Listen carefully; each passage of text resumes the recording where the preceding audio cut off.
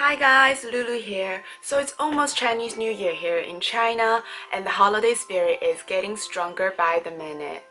I've already started packing to go to Chongqing to my relatives for the new year. I'm super excited about this holiday because I get a week off from work. I get to see my families that I haven't seen for over a year, and I get to eat a lot of good food. So what's not to get excited about? Well, there is one thing I do dread about seeing my relatives for the new year. It's the questions I will be getting. The questions like, Lulu, are you married? Why aren't you married? Are you single? Do you have a boyfriend? Why don't you have a boyfriend? You're too picky.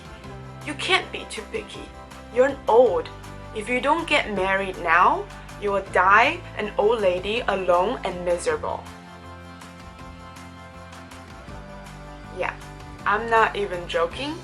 Those are the exact questions that I get asked every time I see my relatives. Why? Because I'm over 25 years old and I'm still unmarried. So in China, when a girl is over 25 years old and still unmarried, she's considered a 剩女, which means leftover woman. The name is pretty self-explanatory. It basically means that a woman is over a certain years of age and have failed to find a husband, so she's considered as a leftover. So China have a long history of conservative and patriarchal view of women should marry young. The average marriage age is around 25 years old, and over 90% of women choose to marry before they're 30. Many people still view marriage as a success factor for women. So you can be very successful in your career, but if you're unmarried at 30, many people still view you have failed in life. And most of those people are your family. So you, being 30 and unmarried, loses their face, and they believe you being a single woman cannot survive without a man. That is why they will pressure you into finding a boyfriend and getting married soon every time they see you. The word 剩女 was first introduced in 2007 and has gained popularity over the past decade as more and more single women became identified as a 剩女 by the society. For the past 5 years, over a dozen film and dramas has made to feature the issue of 剩女, and this has really pushed the word to mainstream. If you look at China holistically though, there are significantly more male to female population. But the reality is that most of the males are located in the countryside of China. And in big cities like Shanghai and Beijing, single women outnumbers single men. A 2014 study shows that in Shanghai, the ratio of single women to single men is actually 4-to-1. Why is that?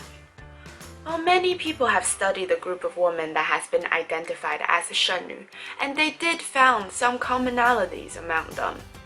The most famous commonalities are they have high education, high income, and high standard in men.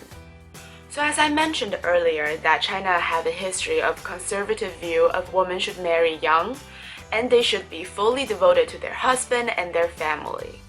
There's even an old Chinese saying that ignorance is woman's virtue. But as the country becomes more developed, more and more women choose to focus on their education and their career. And with a quality education and career, of course she will have high standard in men.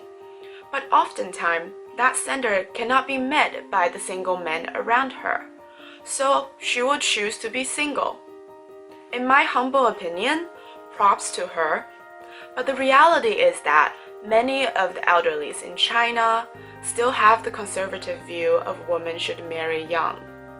Hence, every single Chinese woman will face the dreadful questions and the dreadful pressure of getting married during the Chinese New Year holiday. So this very topic was brought up the other day at work, and we were just discussing, how we can avoid the questions and how we can answer the questions. And one of my coworkers just blurted out, well, you can always rent a boyfriend. And I'm like, What? Say that again? So apparently, you can actually rent a boyfriend on Taobao. So Taobao is one of my favorite apps in China, and I mentioned it in my other 10 apps to survive in China video. It's a shopping app where you can buy pretty much anything and everything you need, but I never knew that you can rent a boyfriend on there. Always learning something new in China every day. So of course I have to see it to believe it. So I will take you on this journey to see how we can rent a boyfriend on Taobao. Let's go on Taobao and find out. So typing in the keyword of rent a hot guy.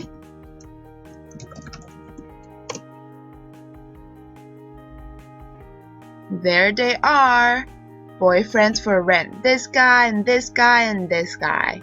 They're all boyfriends for rent, and it's very interesting how they're mixed in with a bunch of cute baby clothing for sale. And let's scroll down. Oh, there are 2 more. Oh, these are actually not bad looking. Let's click in this one. So this one says rent a hot guy for Valentine's Day. Real working WeChat, that's his WeChat account, and safe to add. So in the product description, he basically gave some background about himself. He talked about how he knows business and he can pretend to be a rich boyfriend. He owns a BMW. He owns a really good watch and he knows how to dress. His price, here you go, is transportation, housing, food, everything included, 12,000 RMB per day. No sex included. Only pretending to be a couple, so everything else excluding sex. And he's targeted towards lesbian girls and career women who is facing pressure into getting married. He even offers that for a long-term partnership. How thoughtful of him. So, and he attached a lot of his pictures. He is really actually not bad looking. Yeah. So let's take a look at a different one. This one, the title just says rent a hot guy, and the description doesn't have much, but it just says rent a hot guy for Chinese New Year, and here is his WeChat account. He have a lot of pictures. Oh wow, that jacket. So pictures, nice car, and pink shoes. So yeah, lots of pictures. So I think these 2 are actually not that bad. Let's click on one more. Maybe this guy. So this guy says rent a hot guy, will help you take care of your relatives, daily fee, minimum 10 days. So his fee is 398 RMB per day, but you have to buy minimum 10 days. In the description there are no pictures, but it says he is 180 centimeters of height and he weighs 69 kilograms. So that's it. So I think I've seen enough, and I am definitely convinced that there are boyfriends for rent. It is very interesting to see boyfriends for rent on Taobao. Definitely an eye-opening experience for me. That was definitely interesting. So I guess if any single girls out there are interested, you can definitely rent a boyfriend on Taobao. I think I will pass. I think I would rather stick to the dreadful questions. But I hope you have found this video fun and interesting. Please like and subscribe. I'll be posting more videos about China, and comment below if you have any questions or comment on Shenyu and rent a boyfriend.